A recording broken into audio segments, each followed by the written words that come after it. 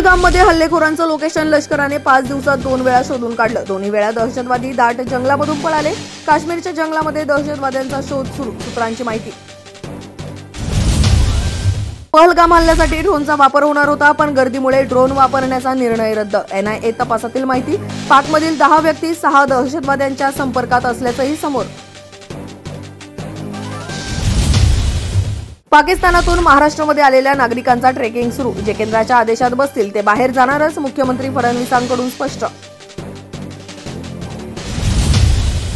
माजी क्रिकेटपटू शोएब अख्तरच्या YouTube चॅनलसह 16 पाकिस्तानी YouTube चॅनल भारतात बॅन।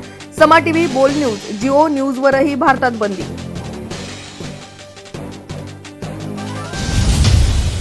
सरकारने हल्ल्याची जबाबदारी घ्यावी, विजय वडेट्टीवारांचं वक्तव्य। सरकार कारवाई करेल त्याला पाठिंबा।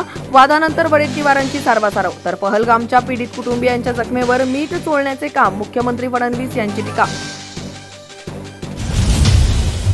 पाकिस्तानी सैन्यामध्ये मोठा असंतोष। पाकिस्तानी लष्करातील जवळपास 1200 सैनिकांचा राजीनामा। पाकिस्तानी लष्करात सध्या भीतीचं वातावरण।